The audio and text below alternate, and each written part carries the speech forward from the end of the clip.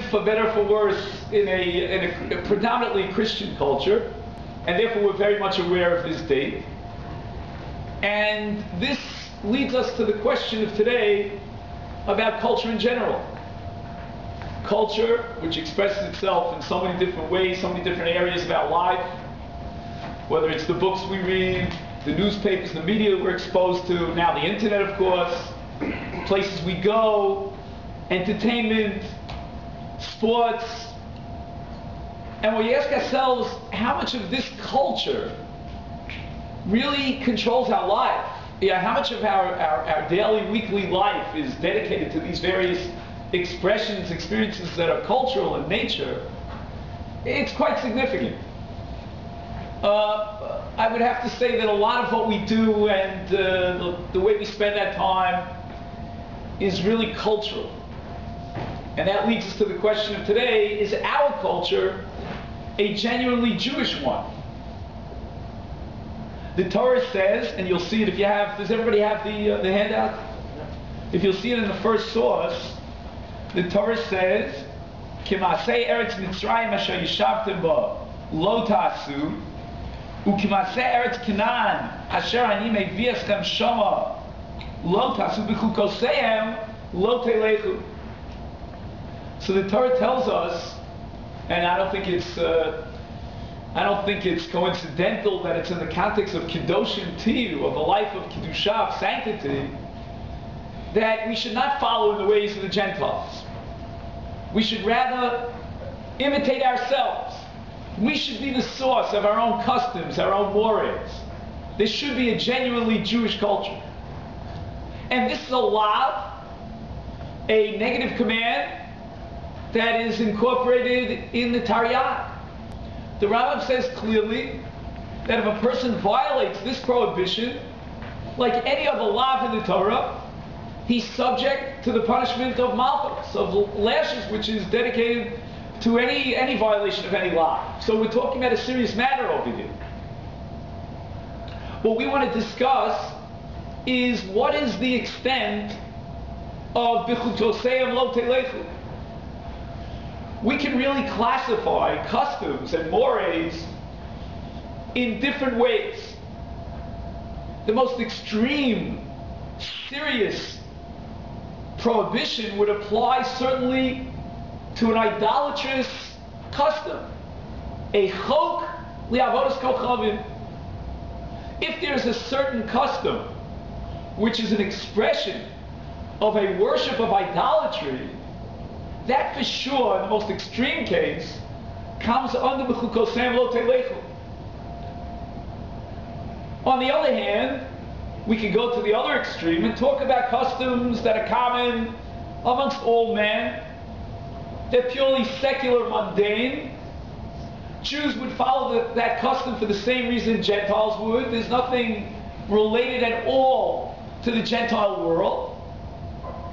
And unless one would prove that the Jew has to be different in every expression of his dress, if we leave that opinion on the side, because that's a very far-flung opinion, that's a minority opinion, then we can assume that if there's any custom that we as Jews would have come up with on our own, because there's value to it, and it makes sense, then that doesn't come under Chukas HaGoyim. That's not imitating the Gentiles. The problem is that in between these two extremes, there's a whole area which we would call Bein HaShmashos, the twilight zone, which is really unclear. What happens if the non-Jews typically, characteristically, have certain customs or mores that are certainly not related to idol worship, but on the other hand, it's not something that we ourselves would have come up with? Various expressions of a culture that are not Jewish, that certainly have been transposed onto the Jewish people from a non-Jewish source, a non-Jewish culture, but on the other hand, they're not related to idol worship. And that's going to be the issue that we have to discuss. At the outset, I would like to give you and this is very important for me, a sampling, again, this is only a sampling, this was not exhaustive, of 18 questions that have to be dealt with by the poskim, many of which depend on the definition of what does it mean to imitate the non-Jews. I've listed these questions in my own formulation on page 2, and we'll go through them very, very quickly. You can start looking them over as I give you the following introduction. Let me emphasize from the outset, with regard to these issues, that it's quite possible that at the end of the day, we may be able to find what we call in halacha a heter. Just to spend a few minutes on the word heter. A heter means to permit something that ostensibly could be questionable. There are so many methods in halacha, in developing halacha, in coming to a psak halacha, final conclusion, that often we're pressed to look for a heter. Let me tell you a quick story, a true story, that my father, may rest in peace, used to tell us about his early years in the rabbinate in Flatbush in Brooklyn. My father held the position, amongst many other positions that he held, as the Jewish chaplain in the Coney Island Hospital in Brooklyn, New York. The municipality of New York at that time did not have enough funds for a separate chapel for Jewish patients in the hospital.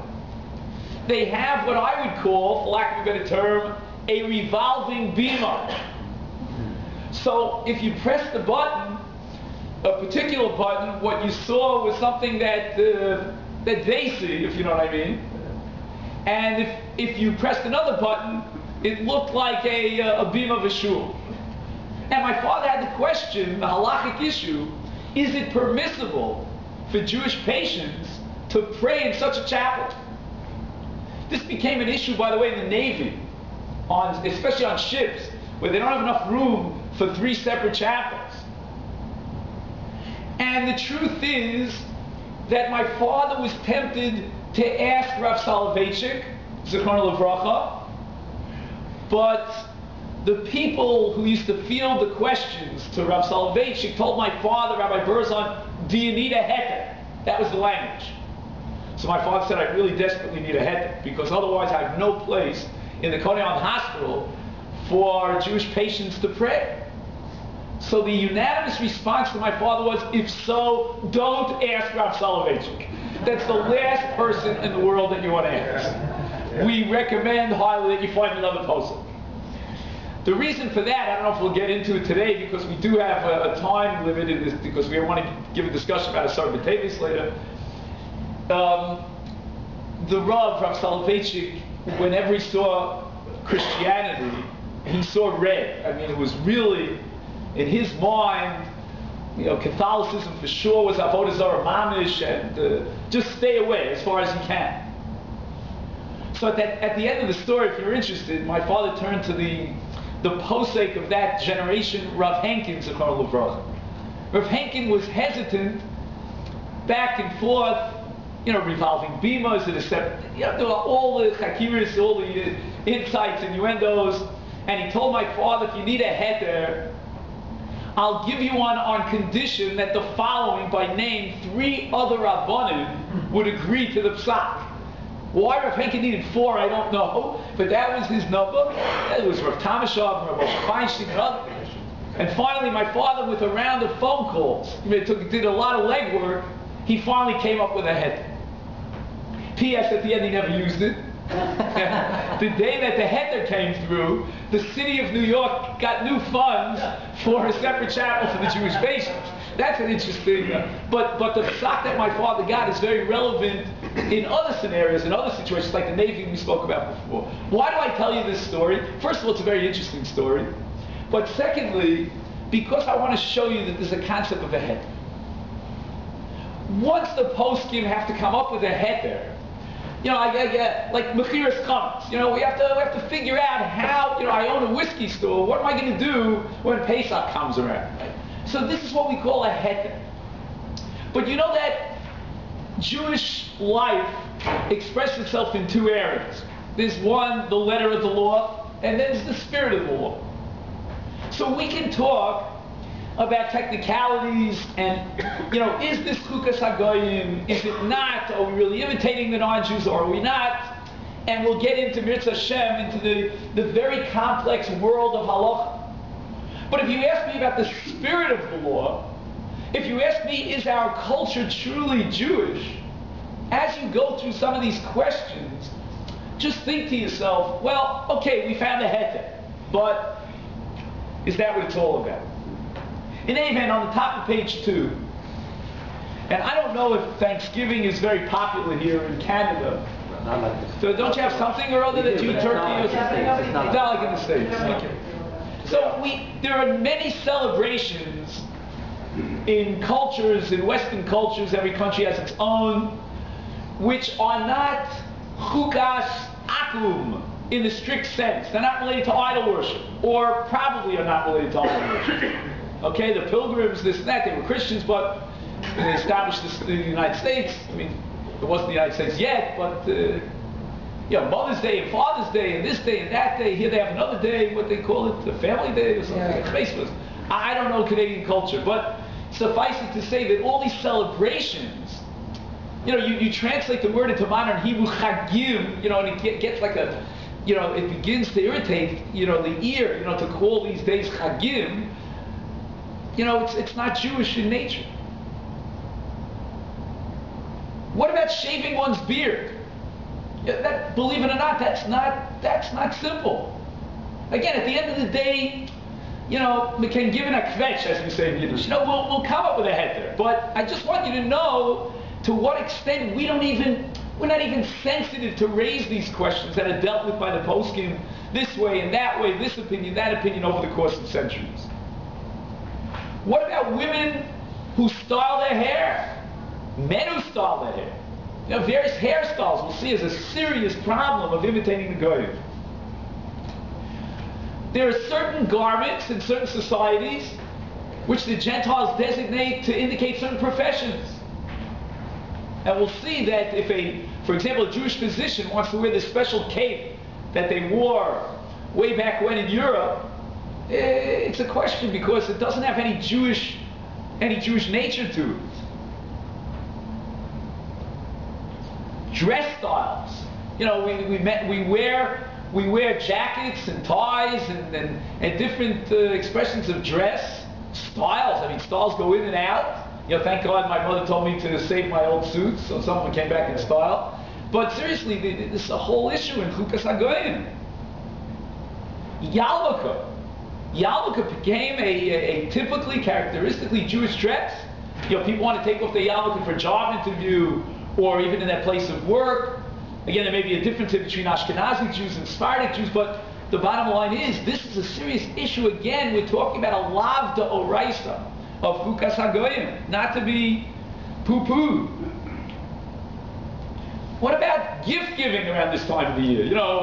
They have their holiday, and l'havdil, we have ours. So where does it come from? I'm honest with you. I went carefully through Hilchos Chanukah. I did not find anywhere in Hilchos Chanukah where there's any seif katan in fine print about gift giving. People do it. Caps and gowns. This was an issue at graduation ceremonies. There's nothing sensible about it, really. Maybe it's to distinguish the graduates from the others, but it's not really something that's Jewish. Athletes wear all sorts of strange headbands, when they play ball. It's like chshivas, they show off. Can we do this? Synagogues. The whole issues of chukas are going about synagogues. I don't know if you know this, but the minute in some communities, a very questionable minute of decorating the synagogue with flowers and with trees and branches, especially on Shavuos, This generated an entire debate amongst the poskim. Where does that originate from? Stained glass windows in synagogues, having weddings in synagogues. So many of these customs, according to the historians, originate in idolatrous worship of the Goyim. My Rebbe raised an issue of his own. Again, I don't know what the minhag here is, but in many communities there's a minhag at the end of davening Shabbos morning to recite Yigdal, which is to recapitulate the Yud Gimel Ikrim, the tenets of the faith. And my Rebbe said historically that comes from a different religion, one that starts with a big C. And that's what they do at the end. They're bareheaded and they recite some tenets of the faith. An issue. Not to be poo-pooed. What about names? Once again, I want to tell you a story, if you don't mind. There was a boy who came into Yeshiva, and we had his name on a list. So his first name is Miles. I don't know if in Canada you've ever heard that name. Even Miles. In America it's very rare too. But it's certainly not a typically Jewish name. So the rabbi, the dean of the yeshiva, was going through the list, and he gets this fellow Miles' name, and he says, Miles, what's your name? So this goes back and forth 3 times. Miles, what's your name? Miles, what's your name? And finally the rabbi says to him, and what's going to be written on your matzeva after you go? It's going to say Miles? Oh, Shlomo. Oh, he does have a name. Okay, what about our manner of speech? Okay, language, by the way, the Rambam is of the opinion, it's very interesting, Rambam Pirush HaMishnayos, I don't have it here on the source sheet, that speaking Hebrew, Lashon Kodesh, is a mitzvah. The Jew should be distinct from the Goyim in his language. So let's say we're not going to go that far. But what about idioms and phrases and vernacular that crept in, different, and when we're not careful about them, especially phrases that start with the word holy. I don't know if you have any in Canada. Again, I know this may be a cultural gap, but in America, holy this and holy that, holy cow. I mean, holy cow was for the Hindus. That's Avodah Zarah Mamish. That doesn't even belong on this list of questions. Then there are all sorts of superstitious practices. Again, I hope you haven't seen them. But I have seen them. I don't know. I've seen people walk around with a rabbit's foot. This is, knock on wood, avoid the number 13 at all costs. Black holes. Fridays, don't step on the line. Crazy superstitions that have penetrated into our secular Western culture, and their origin is clearly Avodah Zarah. Good luck charms, other superstitious practices. Even edifices, my friends, is an issue. There are certain edifices that were typical of the architectural style of the non-Jews, and the poskim felt, and the Rambam will have it, you'll see in source number 2, that we can't imitate those styles. How many of you have ever heard, again, the men probably won't know what I'm talking about here, but the women might know, of the umbrella dance? Have you ever seen it at a Jewish wedding? Yeah. Yeah, they have this thing where the kala is there. A maple. What's it called? Maple. Maple. Do you know where it comes from? It's a pagan culture. It comes with worship of trees. I mean, Chazal are full of this thing about worshiping trees. The poskim today are completely perplexed by this, because it's become a widespread custom, in inverted commas, to have this dance in the women's section with the kala, and it really imitates a pagan worship, a pagan rite. I'm not trying to kill anyone in Simchas Chas v'Kala, but in a word, my friends, we're looking high and low for heterim to justify our cultural expressions that are really not genuinely Jewish. And we should take this not b'kalus rush, but b'koved rush, with a serious sense of question. And I'll tell you the truth. If you turn back the clock, not that long ago, probably even within a century ago, but certainly if you go back further, the Jews lived in their own neighborhoods, their own ghettos. They were totally separate from the non-Jews. They weren't even allowed to enter into professions. I mean, for example, classically, we have no Jewish artists. I mean, you go to museums, you'll see, very rarely you'll see Jewish painters. Why? Jews are retarded, they can't paint? The answer is, historically, Jews weren't allowed into the artist guilds. It was only in Holland, which had a very liberal attitude towards all peoples, that Jews were allowed. I'm talking 5 centuries ago, time of Rembrandt. But Jews were never given this. Professions that were closed. Our society was walled. It was, non-Jewish culture was almost, it couldn't permeate into the Jewish life. But today we live in a society where, for better or for worse, it's an open society. What profession is closed before a young Jewish man or woman today who wants to enter into whether it's business or it's almost open. Even in countries that are not so, countries in Europe that are not so sympathetic to the Jewish cause. Even so, Jews rise to the highest levels. So, B'chukoseim lo telechu was not such an issue. It's in Western modern society, which is such an open, accepting society. And I don't have to talk to you about the tremendous rise and the fear of assimilation and numbers that just boggle the mind. Even in Canada. Maybe not in this city, but certainly in other cities in Canada. But anywhere across the United States and Europe.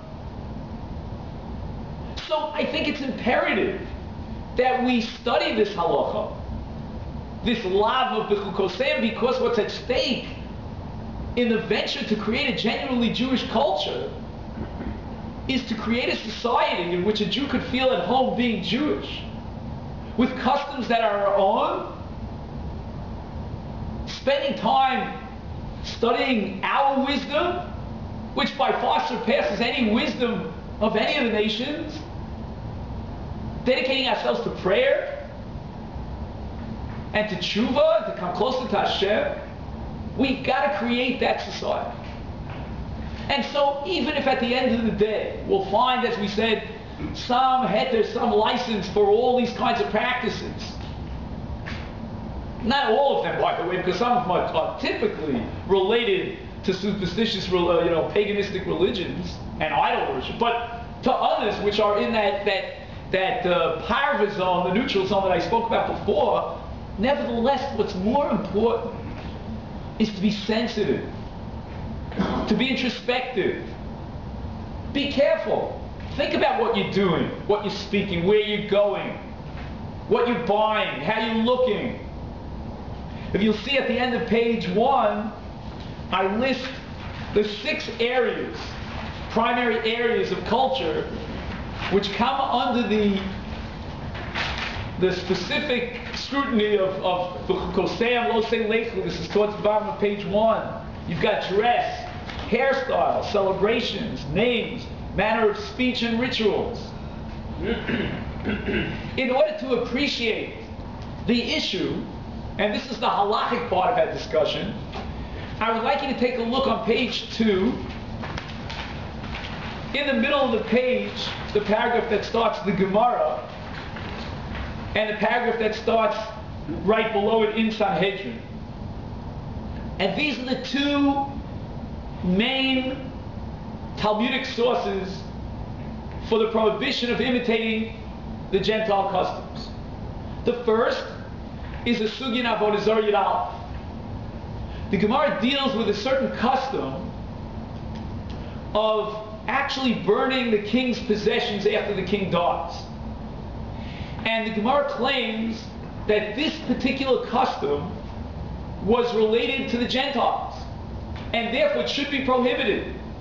Do we have any justification for the practice which was extant at the time of Tzidkiyahu HaMelech, for example, that after his death, they burnt all his possessions? And the Gemara goes on to say that this is not a problem. Why is it not a problem? Because it's not related to idol worship. The fact that the Gentiles instituted this minhag, this custom of burning the possessions of the king after his death, this is not related to idol worship. And there's the Gemara in Sanhedrin, which deals with another issue entirely, and it's very similar, but with one important difference. The issue in Sanhedrin is, what's the law with regard to one of the four methods of executing a criminal who is responsible for a capital crime? It's called the sword. It's called sayif. And there are different ways of doing this. And the Gemara thinks at the beginning the Goyim had a way of decapitating. I don't want to go through all the gory details. And the Gemara wants to say that we shouldn't be able to do this because it's chukas hagoyim. We'd be imitating the Gentile. At the end of the day, the Gemara says the following in Sanhedrin. That this, you'll see it in the middle of the paragraph in Sanhedrin, the Chachamim responded, since the Torah already decreed the method of the sword, we do not derive this practice from them. And then it goes on to quote the Gemara in Avodah Zarah about burning the articles of the king following his funeral. Here, the Gemara in Sanhedrin, as opposed to the Gemara in Avodah Zarah that we began with, quotes a pasuk in Tanakh regarding Tzidkiyahu HaMelech. In Sefer Yirmiyahu, the Torah describes, the Tanakh describes the burning of the possessions of the king. And the Gemara uses that as a proof that it would not be in violation of chukas hagoyim, of imitating the Gentiles. It is not from them that we derive this practice, which you'll see at the end of that paragraph. Please underline that if you have that with pen, because that's the key phrase over here. We don't derive this practice from them, from the Gentiles. And the proof is from a text in Tanakh. The pasuk itself indicates in Sefer Yirmiyahu that this is what we did when the king died. We burnt his possessions following the funeral, and therefore it's permissible.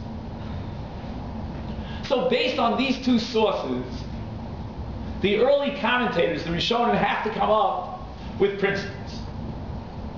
And the issue is, there seems to be a contradiction apparently between the two sources. When you look at the Gemara in Avodah Zarah, it seems that the issue boils down to the following.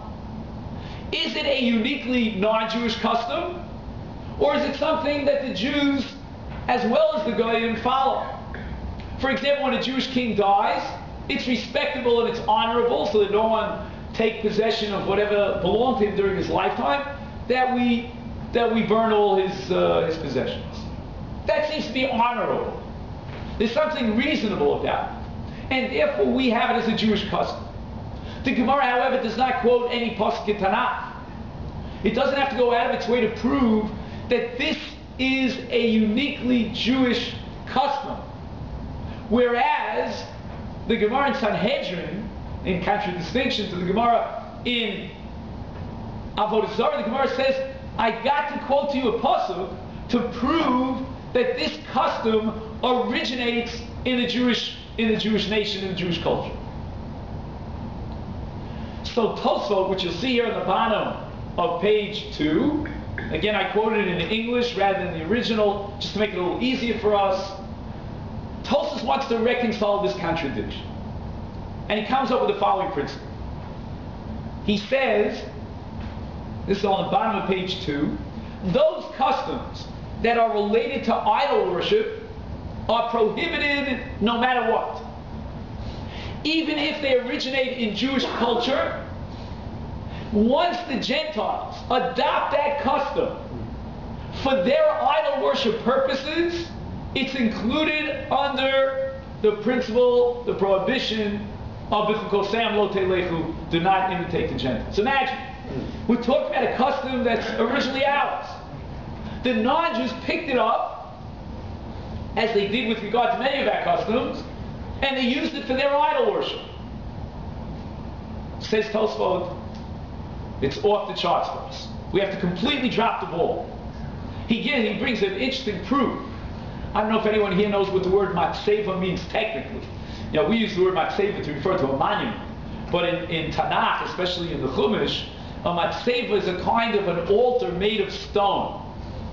And you find left, right, and center with regard to Avraham, Yitzchak, and Yaakov that they worshipped Hashem and called out in His name on a matzeva.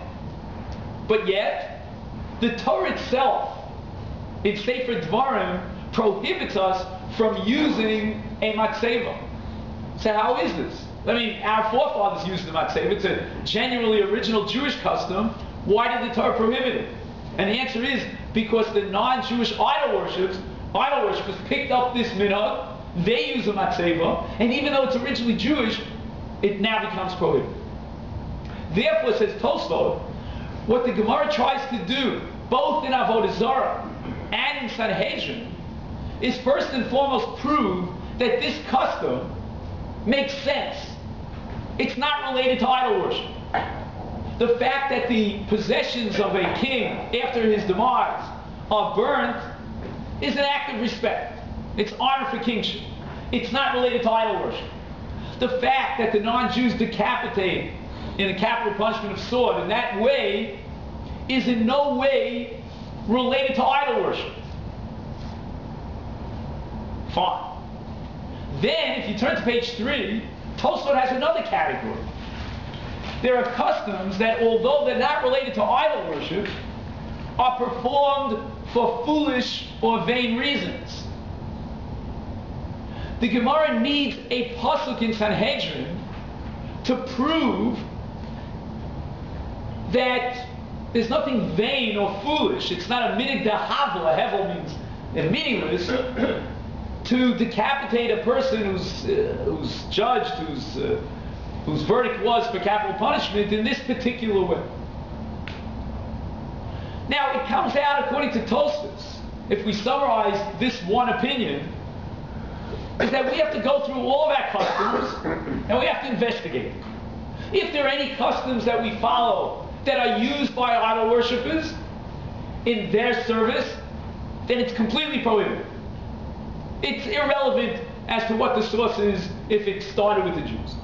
If it's not related to idol worship, then it all depends.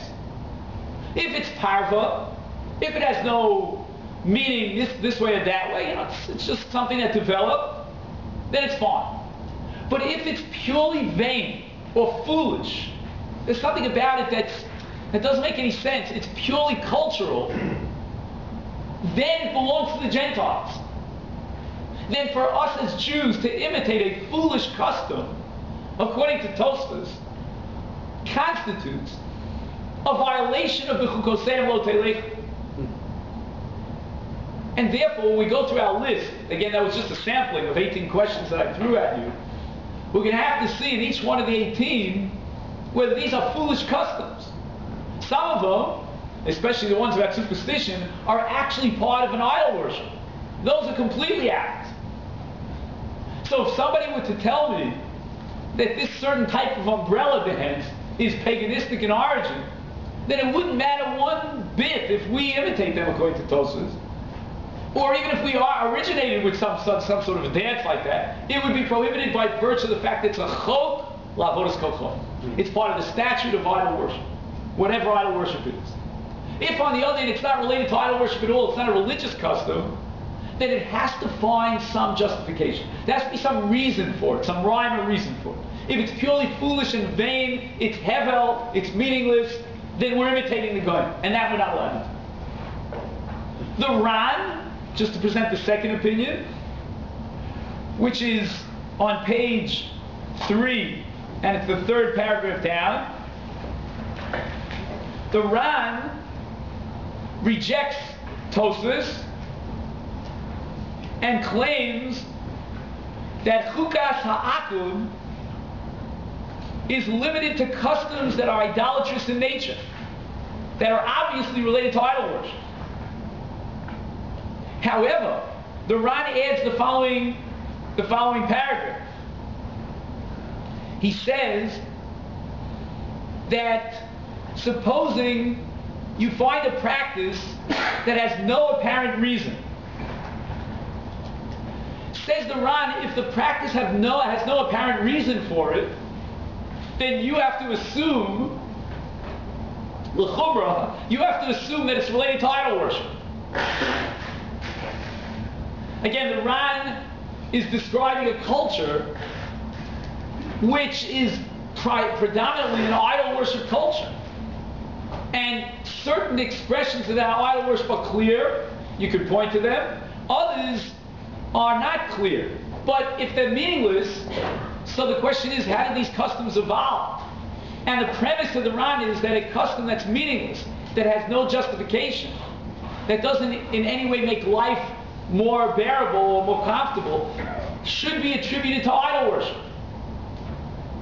Therefore, once again, according to the Ran, if we are following customs that originate in non-Jewish culture and have no apparent justification or reason, that itself is a violation of the Chukosei Lo Telech. And then we have the Marik. The Marik lived about 6 centuries ago, and he came up with a brand new idea. He threw in a whole new perspective into this question about the Chukosei Lo Telech. Says the Marik, why did the Torah prohibit us from following in the footsteps of the Gentiles? The practices that we adopt appear to acknowledge the Goyim. He says, firstly, if a practice has no inherent justification, and that's the word chok, then these are laws that are not logical. The Torah prohibits these practices not because they're related to the religion of the Gentile, as the Ran had said, forget about religion, but rather because by practicing these customs, we appear to imitate the Gentiles. What the Torah wants to prohibit is imitating the Goyim. Forget about idol worship. It's not related to idol worship, says the Marik. The fundamental principle here is not to imitate the Goyim. Says the Marik, and this has tremendous implications la, that if there's a custom which originates in the Gentile world, but we are imitating that not because we want to imitate the Goyim, not because we think that we should be like them, but rather the concept itself makes sense for us, then it's permissible. And therefore the Marik responded to the following question, L'Kula. I mentioned it in passing before, that in a certain European culture, the physicians used to wear a certain kind of cape. There was no justification for it. That particular style of dress was not reasonable per se, but that's the way this profession got its respect, by wearing this kind of cape. And a Jewish physician wants to know, is he allowed to wear that cape? The Marik said yes. Why? Because he's not trying to imitate the Goyim. He's doing it for monetary reasons, for financial pressures. He too wants to gain the respect in the community of being a physician, so that patients will utilize his services.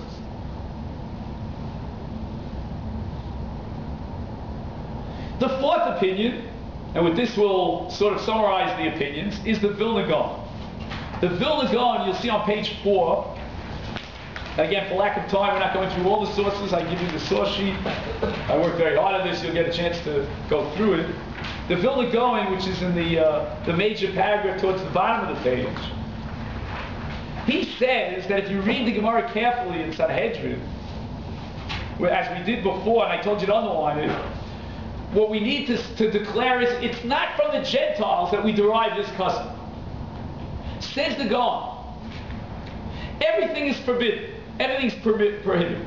Unless we can come to the conclusion and declare in all honesty, it's not from the Gentiles that we derive this custom. Any custom, any expression of culture, according to the Gaon, is only permissible if we can declare that we're not getting it from the Gaon. Therefore, the Gaon disagrees with the Marik regarding the question we raised before about a physician who wants to wear this cape. We cannot declare that it's not from the Goyim. It is from the Goyim that we derive it.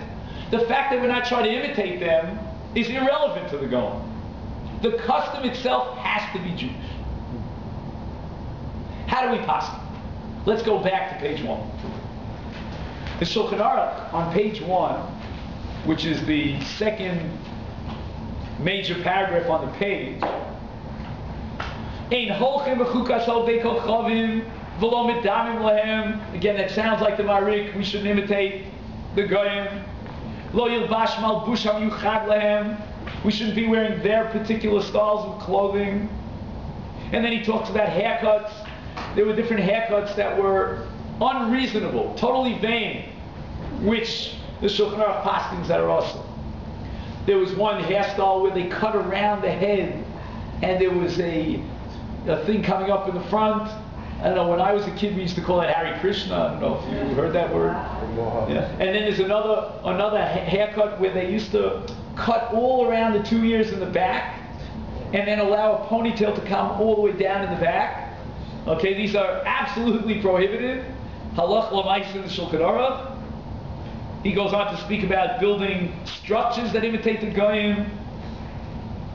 And basically a Jew has to be distinguished from the non-Jews. Not just in the way he thinks, not just in his knowledge and his understanding of Torah, but also in all his actions. In the way he dresses, in the way he wears his hair. But then he says, and this is 2 lines up from the bottom of the paragraph, Aval davar shenagdu l'toelet. If you imitate a non-Jewish custom for a purpose, Kigon, for example, shedarkam, it's their tradition. Shekol mishu rofei mumche yesh lo malbush miyuchad shenikar bo shu rofei uman. So the physicians wear a special kind of cloak. Mutar l'lofsho. V'chein osim mishum kavod otam acher. Mutar, it's permissible. Maharik. So the Shulchan Aruch, who's the final word in Psak, codifies the Maharik. What this means is, again, if we go back to our list of questions, is that if we're talking about something that's related to idol worship, as we said at the outset, that's out. That's a no-no. That's prohibited. That's a law. If we're talking about other traditions and other customs that do not express any relationship to idol worship, then according to the Maharik, we have to ask ourselves one question and one question only. Why are we living these customs? Are we imitating the Goyim? Is that what we're trying to do? Or is it just that that's what's comfortable? If I go to a store and I buy a suit, now these are the suits that are offered. I'm not buying it in order to imitate the Goyim. However, if I celebrate certain days on the year, then you have to ask yourself the question, why? If there's some justification, keep it up so nicha, that's something acceptable. But if there's no justification, and I'm just imitating the Goyim because that's what's in style, my friends. That's what we have to knock out of our heads. The idea of that's what's in style. Why is it in style? What sense does it make? Because of some fancy French designer who's making big bucks to come up with a new way that a woman can dress? And what happens if modes of dress are typically, characteristically non-Jewish? Colors or fashions, lack of tzniut and modesty, vain ways of dressing and presenting oneself. And what about the books that we read? And the culture that we imbibe? The air that we breathe? And so getting back to our original question, is our culture truly Jewish? I don't know. I'm afraid to say it's not.